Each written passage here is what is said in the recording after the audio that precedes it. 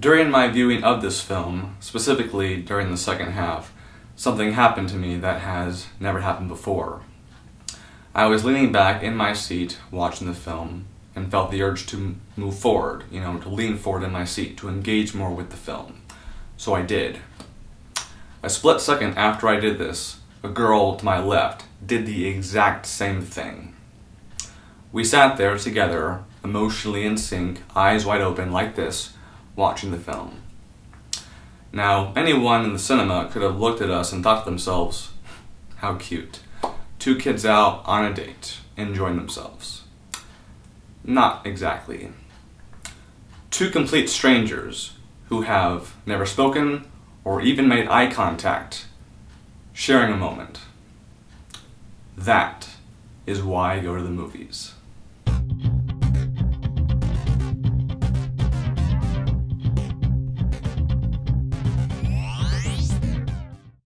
Interstellar. This movie blew my mind. The story follows Cooper, an engineer who is recruited by NASA during a time of crisis to go into space and help find the next habitable planet for life on Earth, using a newly discovered wormhole. It's just a matter of how much time it will take. Soon, though, it is realized few have a clue of what they signed up for. I have seen some great films this year, some truly great films. Films that moved me emotionally and inspired me creatively.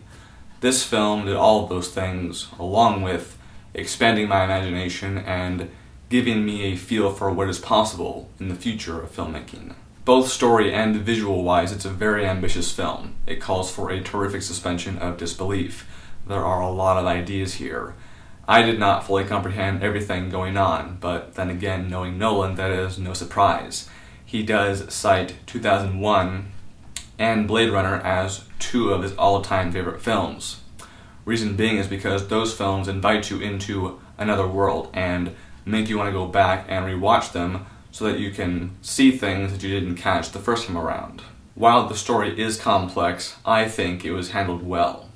You cannot please everyone, but Nolan always surrounds himself with very talented artists, and his team behind the camera, along with his cast for this film, created for me a very satisfying experience, and I think he chose his new DP well.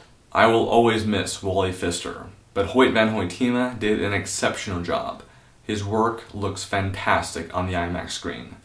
I saw things in this film I have never seen before, never even dreamt I would see in a movie, and the way the visuals were presented made me feel truly part of this movie. I left my theater seat and was transported into the film. The footage from the IMAX cameras themselves is beautiful. The sound is top-notch, and Hans Zimmer's score is incredible. Where I think the film could have improved is the sound mix during dialogue scenes.